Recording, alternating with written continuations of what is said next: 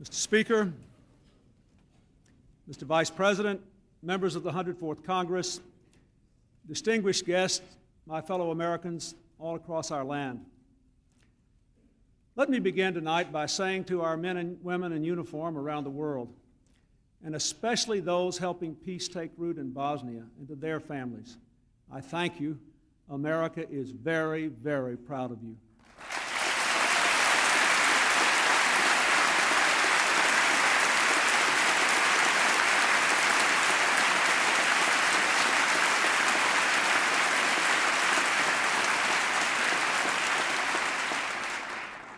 My duty tonight is to report on the state of the Union, not the state of our government, but of our American community, and to set forth our responsibilities, in the words of our founders, to form a more perfect union. The state of the Union is strong. Our economy is the healthiest it has been in 3 decades.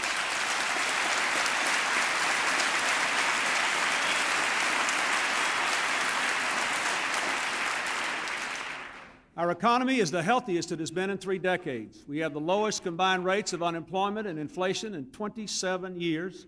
We have created nearly 8 million new jobs, over 1 million of them in basic industries like construction and automobiles.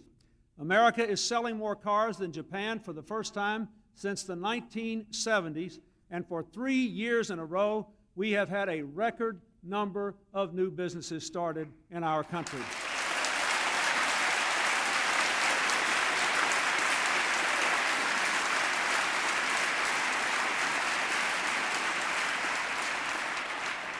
Our leadership in the world is also strong, bringing hope for a new peace. And perhaps most important, we are gaining ground and restoring our fundamental values. The crime rate, the welfare and food stamp rolls, the poverty rate, and the teen pregnancy rate are all down. And as they go down, prospects for America's future go up.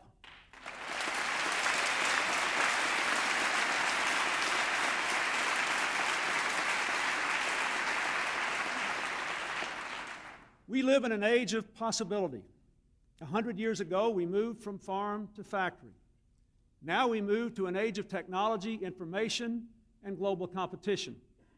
These changes have opened vast new opportunities for our people, but they have also presented them with stiff challenges. While more Americans are living better, too many of our fellow citizens are working harder just to keep up, and they are rightly concerned about the security of their families.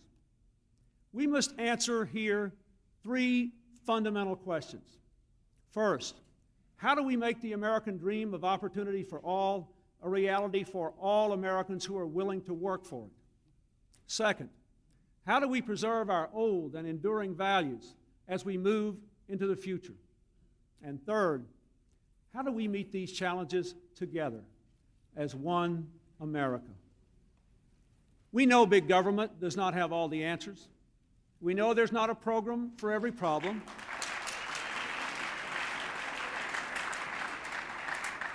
We know and we have worked to give the American people a smaller, less bureaucratic government in Washington. And we have to give the American people one that lives within its means.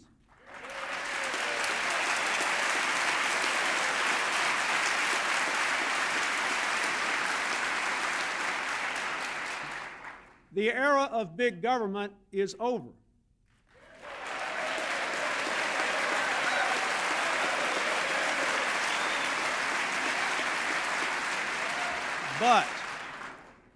But we cannot go back to the time when our citizens were left to fend for themselves.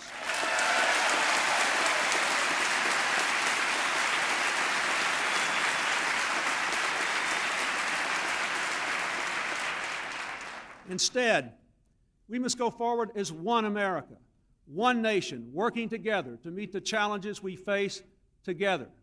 Self-reliance and teamwork are not opposing virtues. We must have both.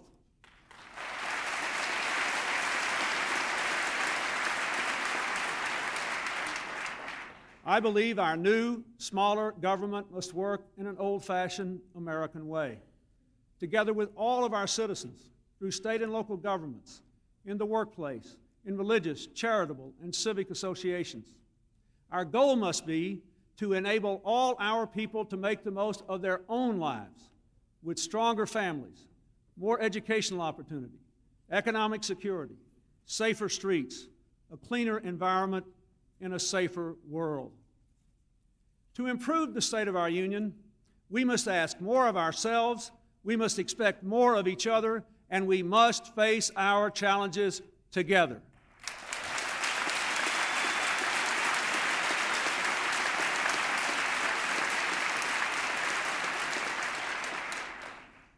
Here, in this place, our responsibility begins with balancing the budget in a way that is fair to all Americans.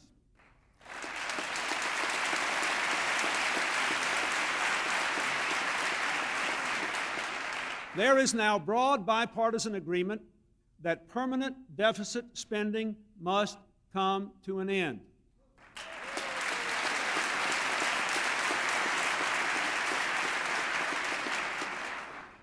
I compliment the Republican leadership and the membership for the energy and determination you have brought to this task of balancing the budget.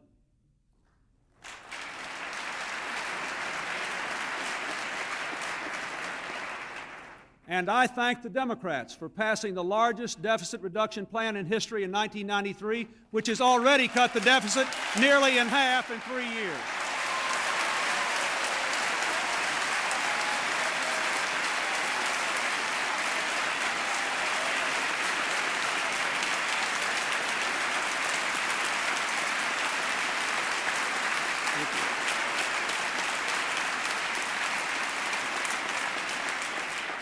Since 1993, we have all begun to see the benefits of deficit reduction. Lower interest rates have made it easier for businesses to borrow and to invest and to create new jobs. Lower interest rates have brought down the cost of home mortgages, car payments, and credit card rates to ordinary citizens. Now it is time to finish the job and balance the budget.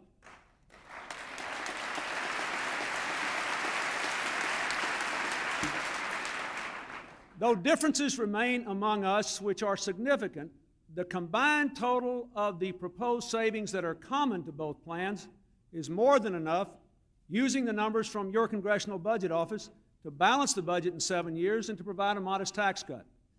These cuts are real. They will require sacrifice from everyone. But these cuts do not undermine our fundamental obligations to our parents, our children, and our future, by endangering Medicare or Medicaid or education or the environment, or by raising taxes on working families.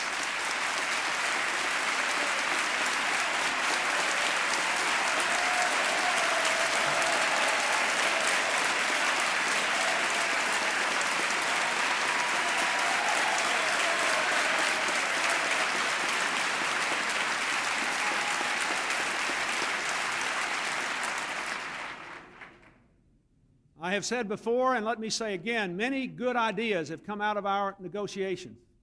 I have learned a lot about the way both Republicans and Democrats view the debate before us. I have learned a lot about the good ideas that each side has that we could all embrace. We ought to resolve our remaining differences. I am willing to work to resolve them. I am ready to meet tomorrow. But I ask you to consider that we should at least enact these savings that both plans have in common and give the American people their balanced budget, a tax cut, lower interest rates, and a brighter future. We should do that now and make permanent deficits yesterday's legacy.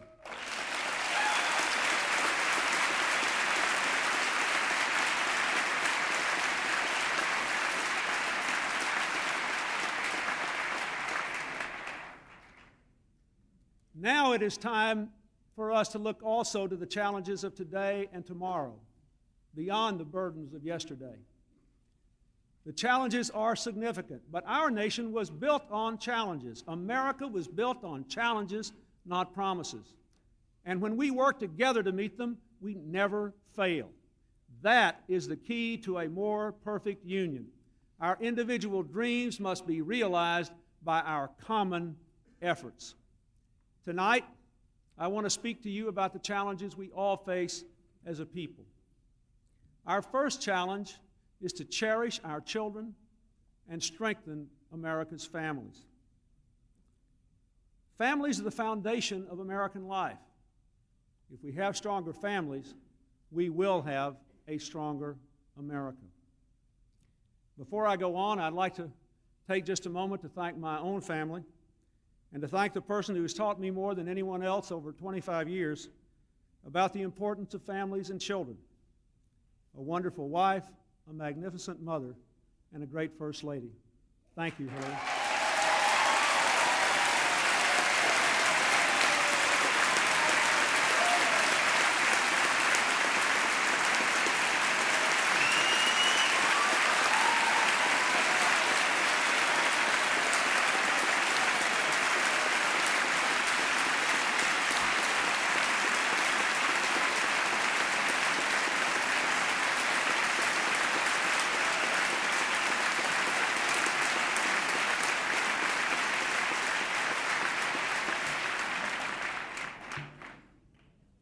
All strong families begin with taking more responsibility for our children.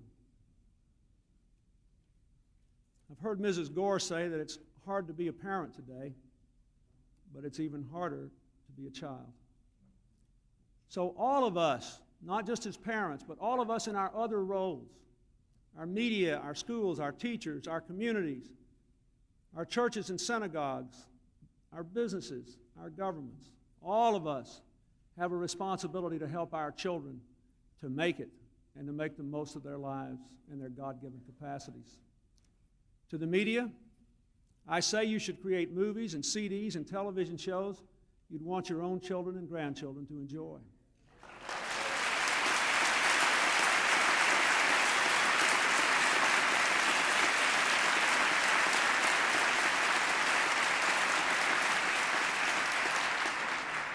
I call on Congress to pass the requirement for a V-chip in TV sets so that parents can screen out programs they believe are inappropriate for their children.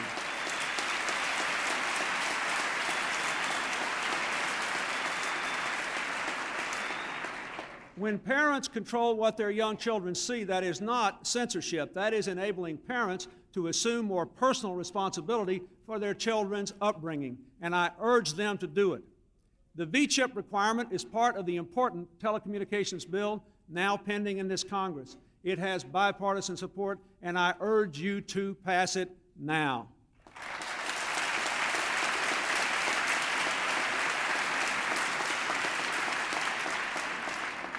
To make the V-chip work, I challenge the broadcast industry to do what movies have done, to identify your program in ways that help parents to protect their children. And I invite the leaders of major media corporations in the entertainment industry to come to the White House next month to work with us in a positive way on concrete ways to improve what our children see on television. I am ready to work with you.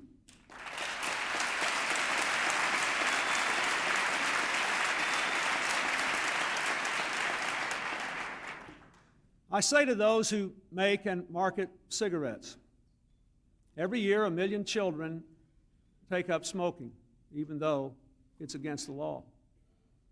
300,000 of them will have their lives shortened as a result. Our administration has taken steps to stop the massive marketing campaigns that appeal to our children. We are simply saying, market your products to adults if you wish, but draw the line on children.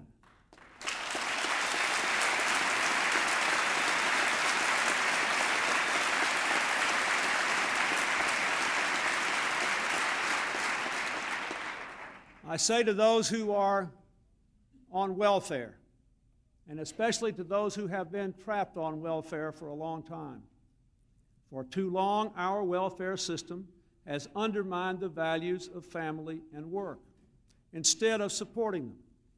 The Congress and I are near agreement on sweeping welfare reform. We agree on time limits, tough work requirements, and the toughest possible child support enforcement. But I believe we must also provide child care so that mothers who are required to go to work can do so without worrying about what is happening to their children.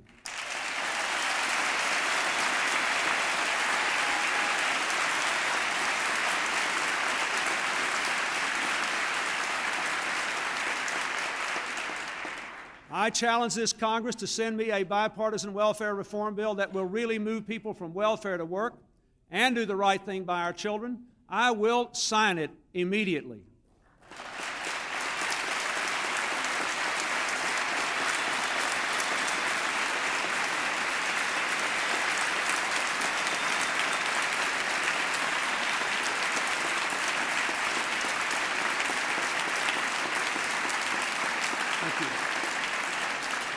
But let us be candid about this difficult problem. Passing a law, even the best possible law, is only a first step. The next step is to make it work. I challenge people on welfare to make the most of this opportunity for independence. I challenge American businesses to give people on welfare the chance to move into the workforce. I applaud the work of religious groups and others who care for the poor. More than anyone else in our society, they know the true difficulty of the task before us, and they are in a position to help. Every one of us should join them. That is the only way we can make real welfare reform a reality in the lives of the American people. To strengthen the family, we must do everything we can to keep the teen pregnancy rate going down. I am gratified, as I'm sure all Americans are, that it has dropped for 2 years in a row, but we all know it is still far too high. Tonight, I am pleased to announce that a group of prominent Americans is responding to that challenge by forming an organization that will support grassroots community efforts all across our country in a national campaign against teen pregnancy. And I challenge all of us and every American to join their efforts. I call on American men and women in families to give greater respect to one another. We must end the deadly scourge of domestic violence in our country.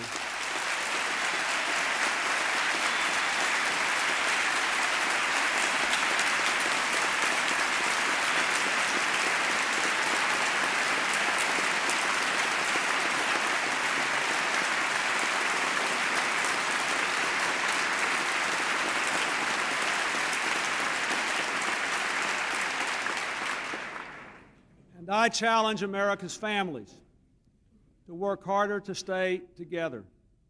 For families that stay together not only do better economically, their children do better as well.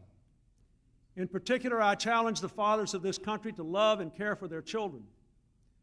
If your family has separated, you must pay your child support. We're doing more than ever to make sure you do, and we're going to do more, but let's all admit something about that too. A check will never substitute for a parent's love and guidance. And only you can make the decision to help raise your children.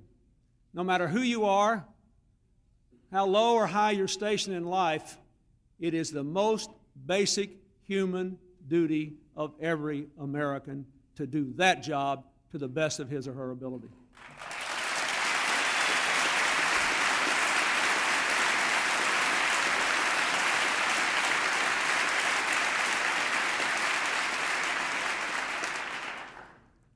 Our second challenge is to provide Americans with the educational opportunities we'll all need for this new century.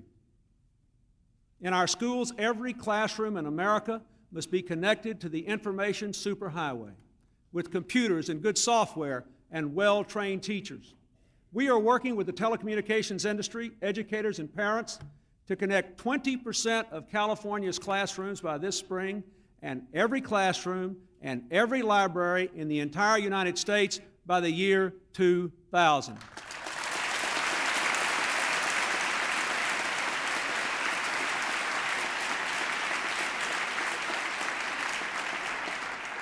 I ask Congress to support this education technology initiative so that we can make sure this national partnership succeeds.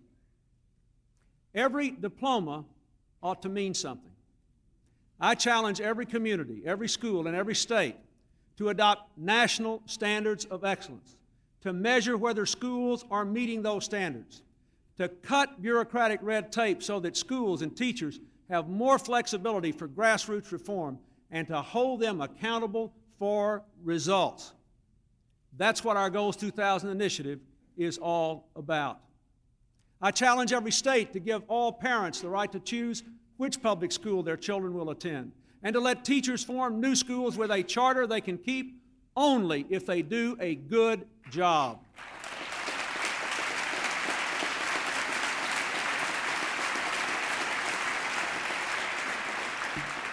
I challenge all our schools to teach character education, to teach good values and good citizenship. And if it means that teenagers will stop killing each other over designer jackets, then our public schools should be able to require their students to wear school uniforms.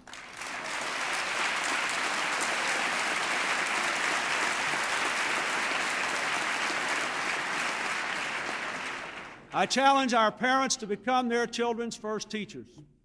Turn off the TV, see that the homework is done, and visit your children's classroom. No program, no teacher, no one else can do that for you. My fellow Americans, higher education is more important today than ever before. We've created a new student loan program that's made it easier to borrow and repay those loans, and we have dramatically cut the student loan default rate. That's something we should all be proud of because it was unconscionably high just a few years ago. Through AmeriCorps, our national service program, this year 25,000 young people will earn college money by serving their local communities to improve the lives of their friends and neighbors.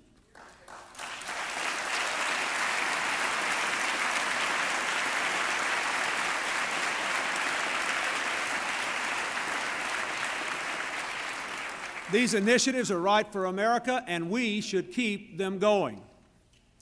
And we should also work hard to open the doors of college even wider. I challenge Congress to expand work-study and help 1 million young Americans work their way through college by the year 2000, to provide a $1,000 merit scholarship for the top 5% of graduates in every high school in the United States.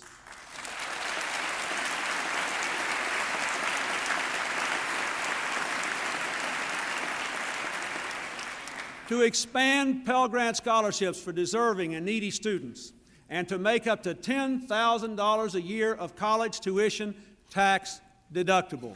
It's a good idea for America.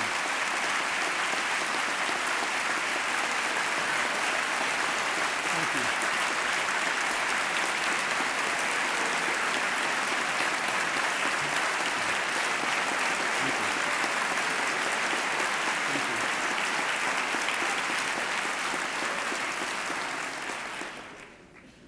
Our third challenge is to help every American who is willing to work for it achieve economic security in this new age.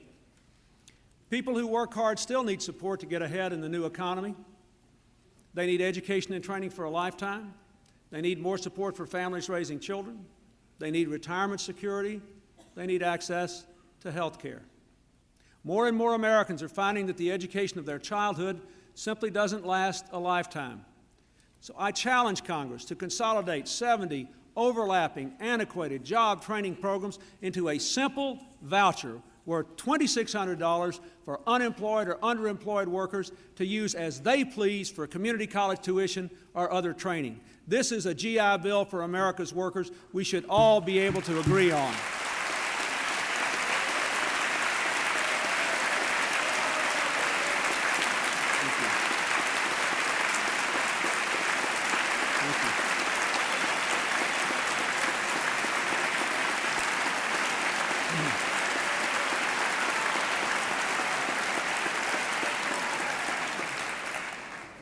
More and more Americans are working hard without a raise.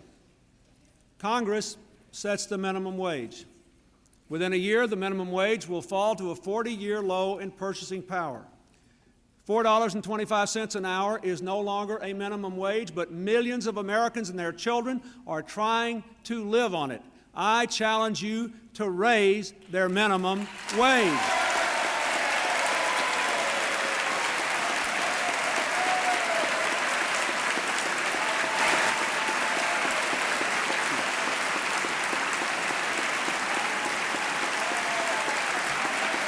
Thank you.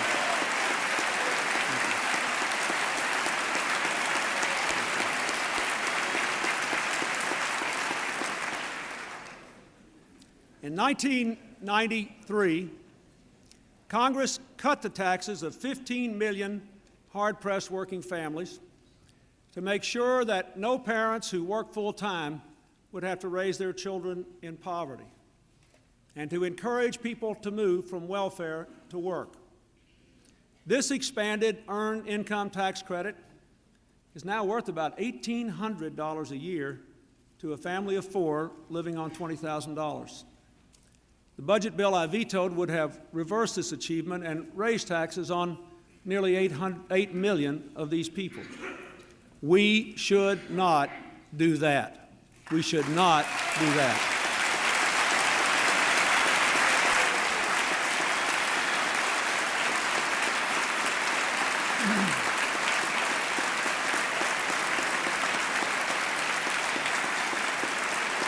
But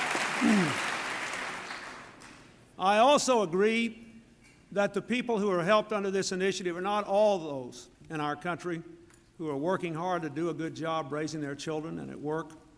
I agree that we need a tax credit for working families with children. That's one of the things most of us in this chamber, I hope, can agree on. I know it is strongly supported by the Republican majority, and it should be part of any final budget agreement.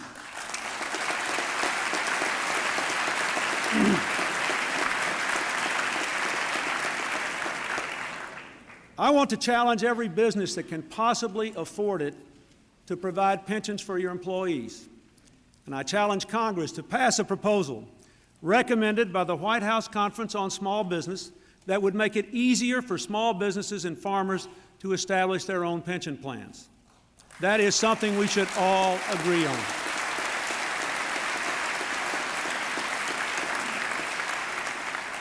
We should also protect existing pension plans. 2 years ago, with bipartisan support that was almost unanimous on both sides of the aisle, we moved to protect the pensions of 8 million working people and to stabilize the pensions of 32 million more. Congress should not now let companies endanger those workers' pension funds.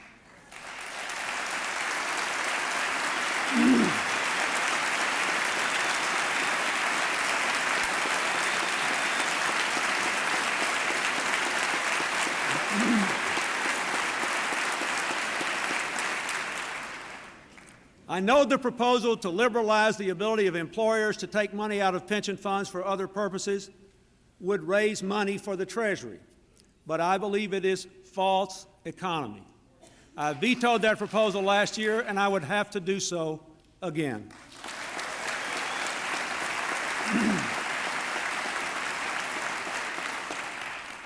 Finally, if our working families are going to succeed in the new economy, they must be able to buy health insurance policies that they do not lose when they change jobs or when someone in their family gets sick. Over the past 2 years, over 1 million Americans in working families have lost their health insurance. We have to do more to make health care available to every American. And Congress should start by passing the bipartisan bill sponsored by Senator Kennedy and Senator Kassebaum that would require insurance companies to stop dropping people when they switch jobs and stop denying coverage for pre-existing conditions. Let's all do that.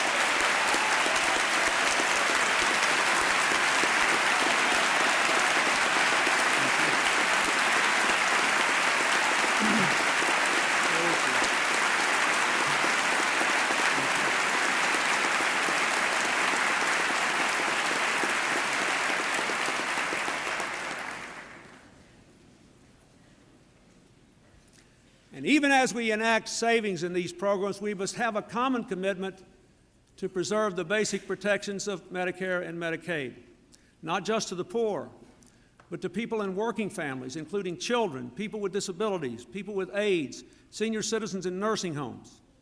In the past 3 years, we've saved $15 billion just by fighting health care fraud and abuse. We have all agreed to save much more. We have all agreed to stabilize the Medicare Trust Fund. But we must not abandon our fundamental obligations to the people who need Medicare and Medicaid. America cannot become stronger if they become weaker.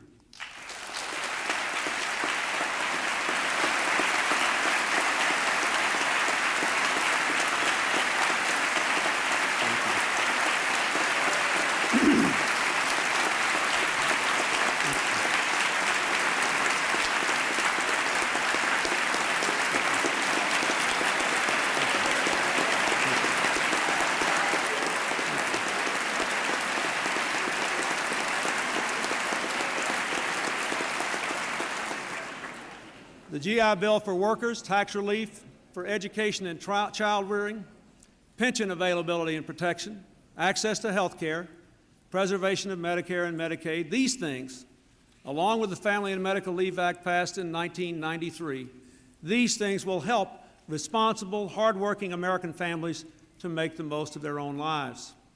But employers and employees must do their part as well, as they are doing in so many of our finest companies, working together, putting the long-term prosperity ahead of the short-term gain.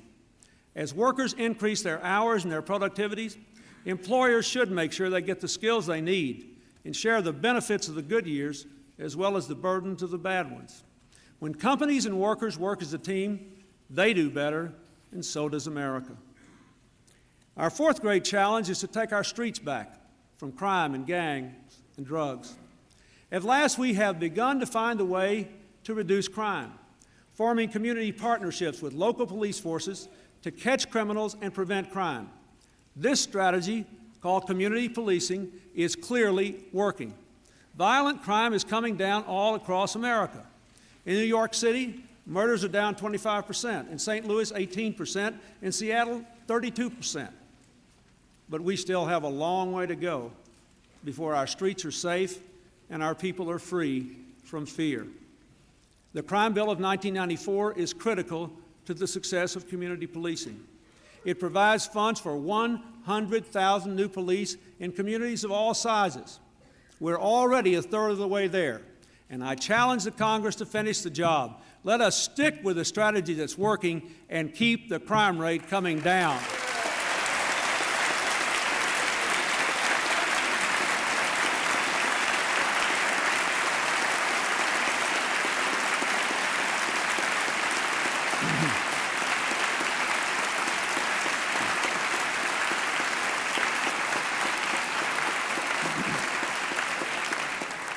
Community policing also requires bonds of trust between citizens and police. I ask all Americans to respect and support our law enforcement officers. And to our police, I say, our children need you as role models and heroes. Don't let them down. The Brady Bill has already stopped 44,000 people with criminal records from buying guns. The assault weapons ban is keeping 19 kinds of assault weapons out of the hands of violent gangs. I challenge the Congress to keep those laws on the books.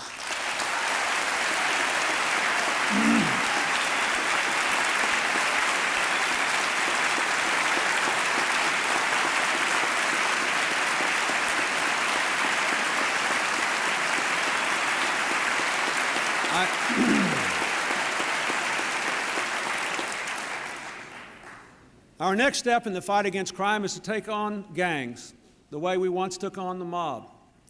I'm directing the FBI and other investigative agencies to target gangs that involve juveniles in violent crime and to seek authority to prosecute as adults teenagers who maim and kill like adults. And I challenge local housing authorities and tenant associations. Criminal gang members and drug dealers are destroying the lives of decent tenants. From now on, the rule for residents who commit crime and peddle drugs should be one strike and you're out.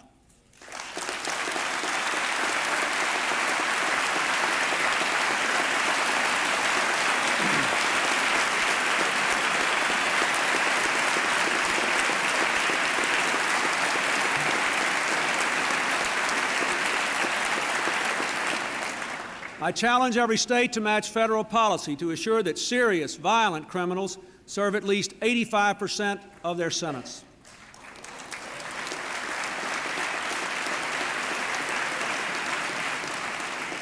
More police and punishment are important, but they're not enough. We have got to keep more of our young people out of trouble with prevention strategies not dictated by Washington, but developed in communities. I challenge all of our communities, all of our adults, to give our children futures to say yes to. And I challenge Congress not to abandon the crime bill support of these grassroots prevention efforts.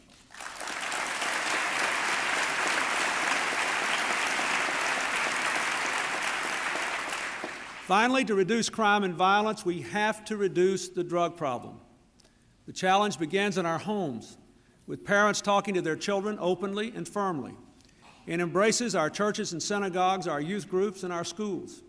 I challenge Congress not to cut our support for drug-free schools. People like these DARE officers are making a real impression on grade school children that will give them the strength to say no when the time comes.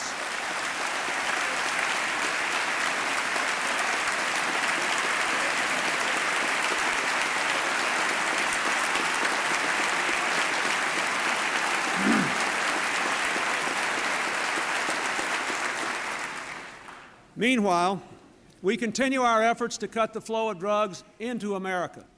For the last 2 years, one man in particular has been on the front lines of that effort. Tonight, I am nominating him, a hero of the Persian Gulf War and the Commander-in-Chief of the United States Military Southern Command, General Barry McCaffrey, as America's new drug czar.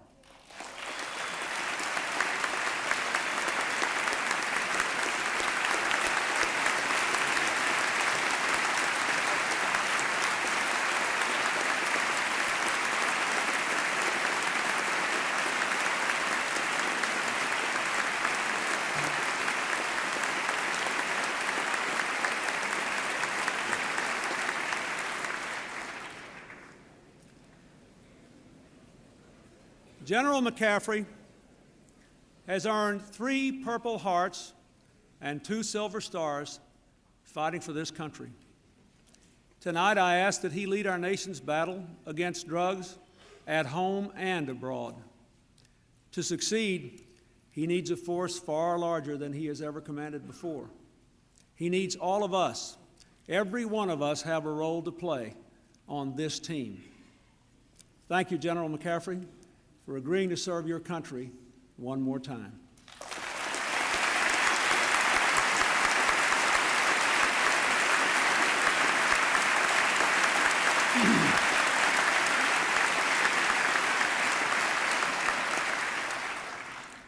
Our 5th challenge, to leave our environment safe and clean for the next generation.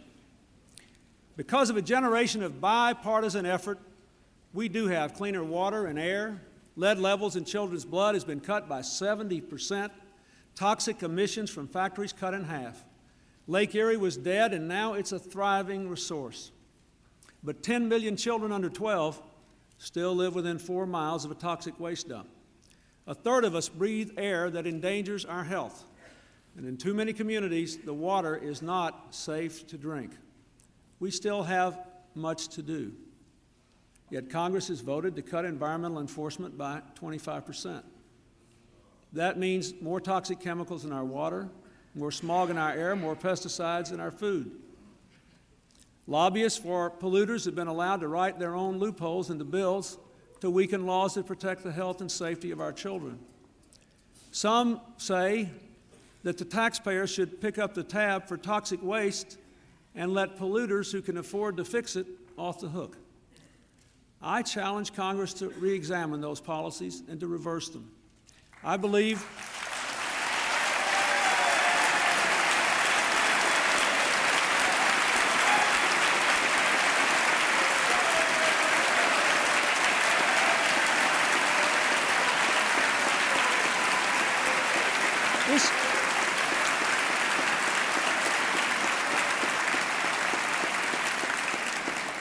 this issue has not been a partisan issue.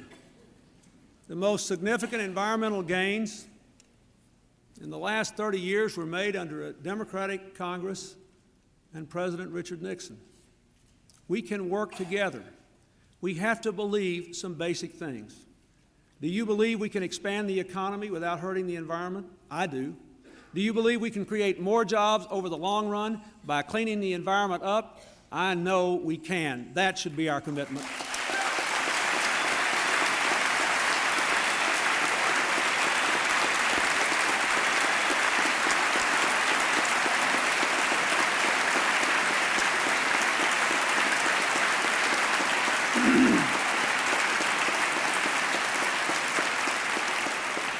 We must challenge businesses and communities to take more initiative in protecting the environment, and we have to make it easier for them to do it.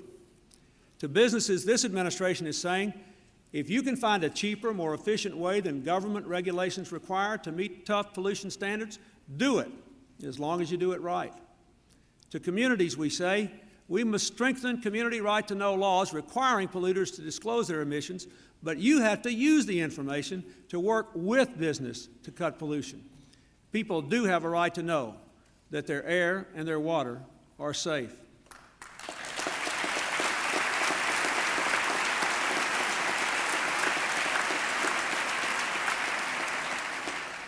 Our sixth challenge is to maintain America's leadership in the fight for freedom and peace throughout the world.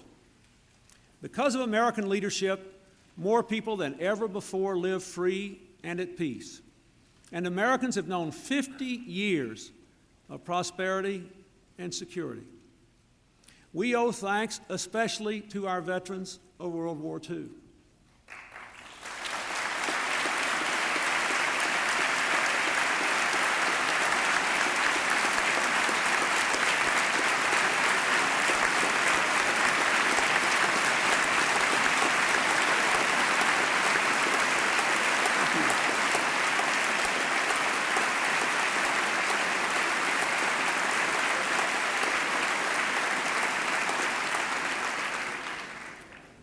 I would like to say to Senator Bob Dole and to all others in this chamber who fought in World War II, and to all others on both sides of the aisle who have fought bravely in all our conflicts since, I salute your service, and so do the American people.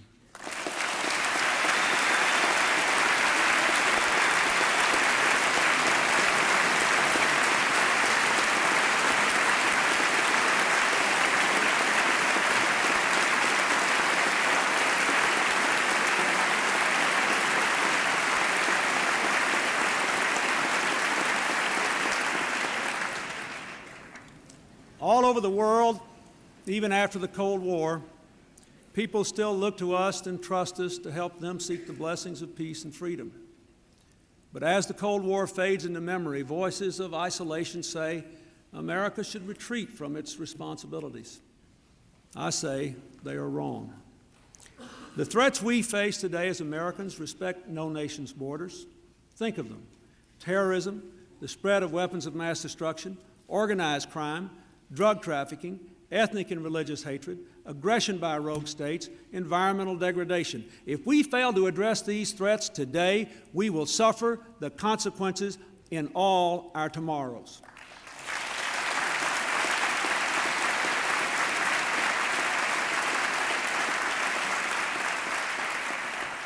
Of course we can't be everywhere. Of course we can't do everything. But where our interests and our values are at stake and where we can make a difference, America must lead. We must not be isolationists. We must not be the world's policeman. But we can and should be the world's very best peacemaker.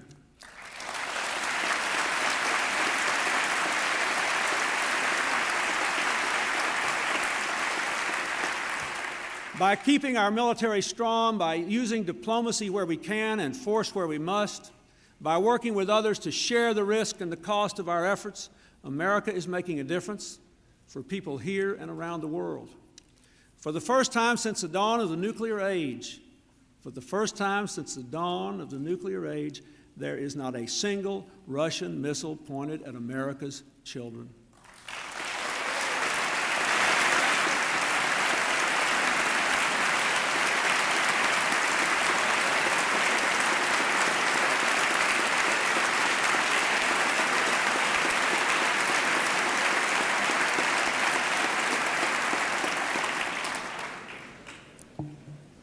North Korea has now frozen its dangerous nuclear weapons program.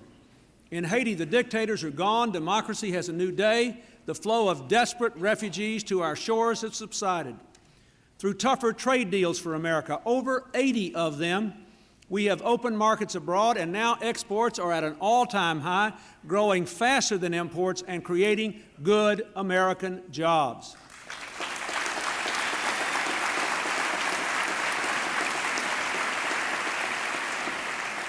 We stood with those taking risks for peace. In Northern Ireland, where Catholic and Protestant children now tell their parents violence must never return. In the Middle East, where Arabs and Jews who once seemed destined to fight forever now share knowledge and resources and even dreams. And we stood up for peace in Bosnia. Remember the skeletal prisoners, the mass graves, the campaigns of rape and torture, the endless lines of refugees, the threat of a spreading war. All these threats, all these horrors have now begun to give way to the promise of peace. Now our troops and a strong NATO, together with our new partners from Central Europe and elsewhere, are helping that peace to take hold. As all of you know, I was just there with a bipartisan congressional group, and I was so proud not only of what our troops were doing, but of the pride they evidenced in what they were doing. They knew what America's mission in this world is, and they were proud to be carrying it out.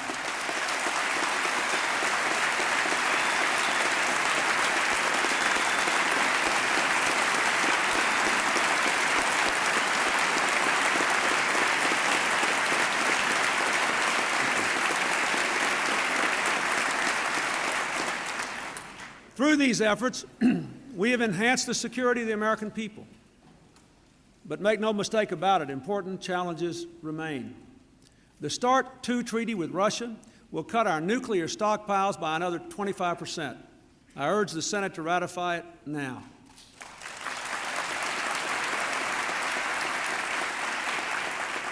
We must end the race to create new nuclear weapons by signing a truly comprehensive nuclear test ban treaty this year.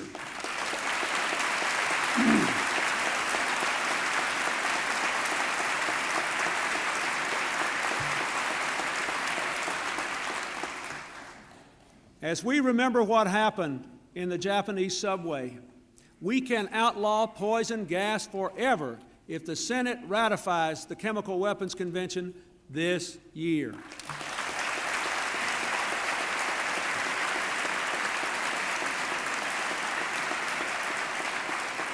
We can intensify the fight against terrorists and organized criminals at home and abroad if Congress passes the anti-terrorism legislation I proposed after the Oklahoma City bombing now.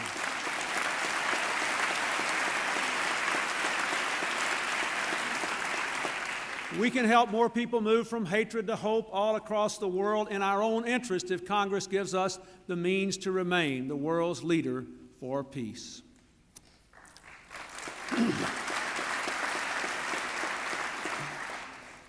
My fellow Americans, the 6 challenges I have just discussed are for all of us. Our 7th challenge is really America's challenge to those of us in this hallowed hall tonight, to reinvent our government and make our democracy work for them. Last year, this Congress applied to itself the laws it applies to everyone else.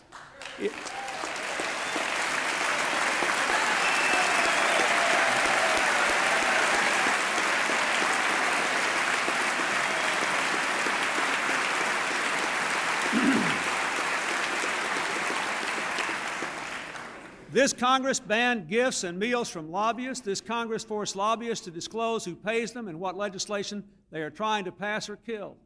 This Congress did that, and I applaud you for it.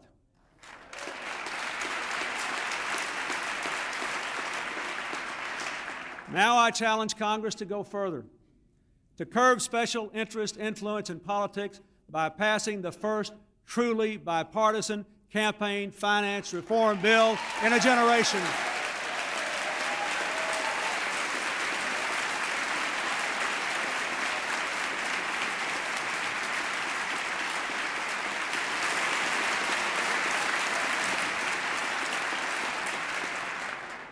You, Republicans and Democrats alike, can show the American people that we can limit spending and we can open the airwaves to all candidates. And I also appeal to Congress to pass the line item veto you promised the American people.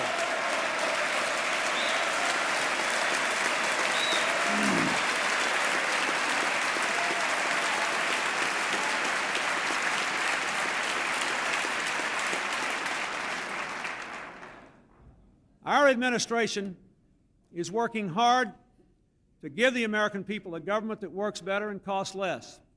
Thanks to the work of Vice President Gore, we are eliminating 16,000 pages of unnecessary rules and regulations, shifting more decision-making out of Washington back to states and local communities. As we move into the era of balanced budgets and smaller government, we must work in new ways to enable people to make the most of their own lives. We are helping America's communities not with more bureaucracy, but with more opportunities. Through our successful empowerment zones and community development banks, we're helping people to find jobs, to start businesses. And with tax incentives for companies that clean up abandoned industrial property, we can bring jobs back to places that desperately, desperately need them. But there are some areas that the federal government should not leave and should address, and address strongly. One of these areas is the problem of illegal immigration. After years of neglect, this administration has taken a strong stand to stiffen the protection of our borders. We are increasing border controls by 50%. We are increasing inspections to prevent the hiring of illegal immigrants. And tonight I announce I will sign an executive order to deny federal contracts to businesses that hire illegal immigrants.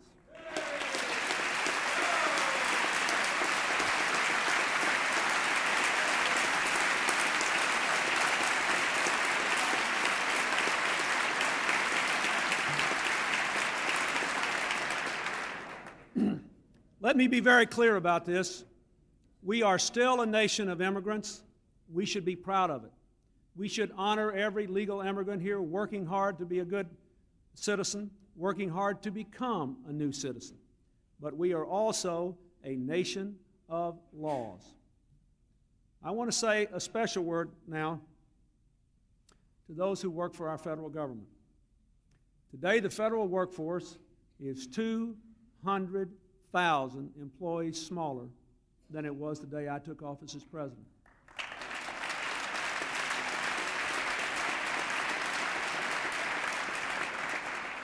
Our federal government today is the smallest it has been in 30 years, and it's getting smaller every day.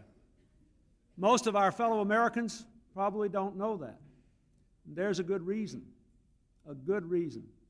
The remaining federal workforce is composed of hardworking Americans who are now working harder and working smarter than ever before to make sure the quality of our services does not decline.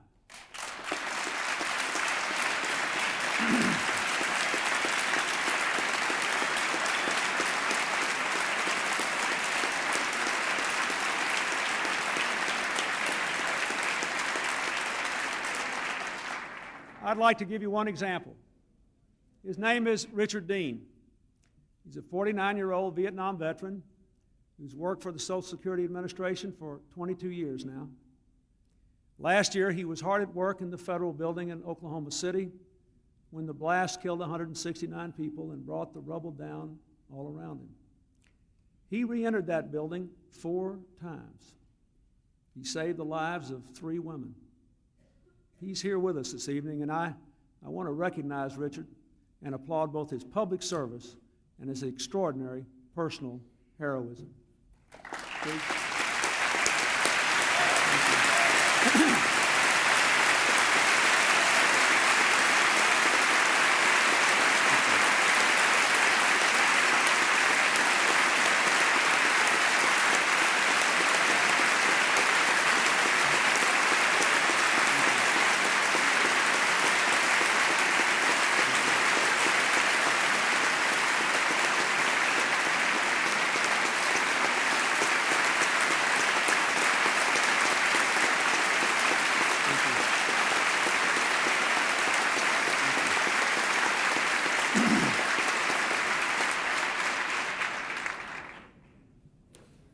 But Richard Dean's story doesn't end there. This last November, he was forced out of his office when the government shut down. And the second time the government shut down, he continued helping Social Security recipients, but he was working without pay. On behalf of Richard Dean and his family, and all the other people who are out there, working every day, doing a good job for the American people, I challenge all of you in this chamber, let never, ever shut the federal government down again.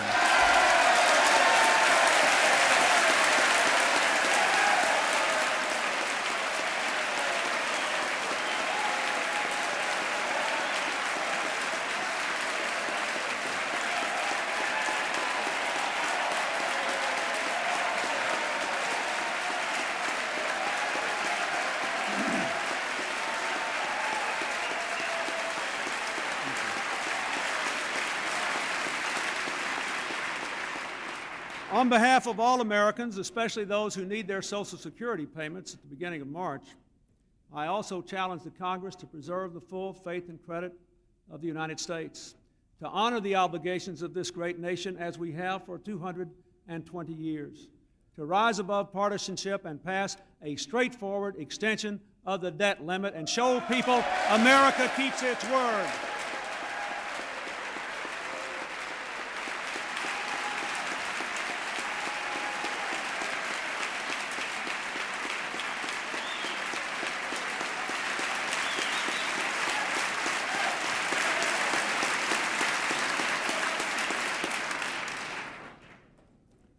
I know that this evening I have asked a lot of Congress and even more from America, but I am confident. When Americans work together in their homes, their schools, their churches, synagogues, their civic groups, their workplace, they can meet any challenge. I say again, the era of big government is over, but we can't go back to the era of fending for yourself.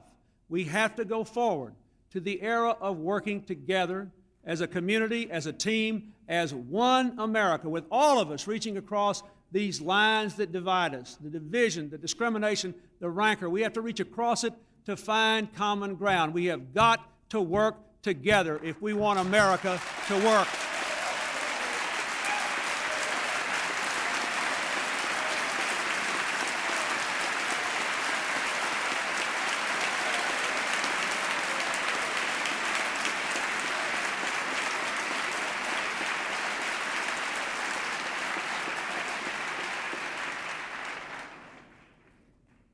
I want you to meet two more people tonight who do just that. Lucius Wright is a teacher in the Jackson, Mississippi public school system. A Vietnam veteran, he's created groups to help inner-city children turn away from gangs and build futures they can believe in. Sergeant Jennifer Rogers is a police officer in Oklahoma City. Like Richard Dean, she helped to pull her fellow citizens out of the rubble and deal with that awful tragedy. She reminds us that in their response to that atrocity, the people of Oklahoma City lifted all of us with their basic sense of decency and community. Lucius Wright and Jennifer Rogers are special Americans, and I have the honor to announce tonight that they are the very first of several thousand Americans who will be chosen to carry the Olympic torch on its long journey from Los Angeles to the centennial of the modern Olympics in Atlanta this summer. Not because they are star athletes, but because they are star citizens, community heroes meeting America's challenges. They are our real champions. Please stand up. Thank you.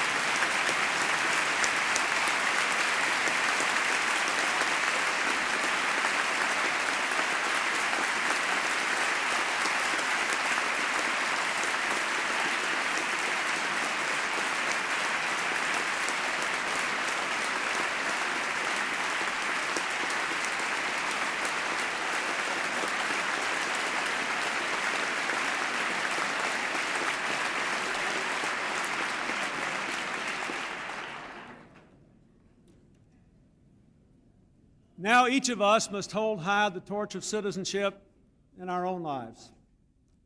None of us can finish the race alone. We can only achieve our destiny together. One hand, one generation, one American connecting to another. There have always been things we could do together, dreams we could make real, which we could never have done on our own. We Americans have forged our identity, our very union, from the very point of view that we can accommodate every point on the planet, every different opinion, but we must be bound together by a faith more powerful than any doctrine that divides us, by our belief in progress, our love of liberty, and our relentless search for common ground. America has always sought and always risen to every challenge. Who would say that having come so far together, we will not go forward from here? Who would say that this age of possibility is not for all Americans? Our country is and always has been a great and good nation. But the best is yet to come if we all do our part. Thank you, God bless you, and God bless the United States of America. Thank you.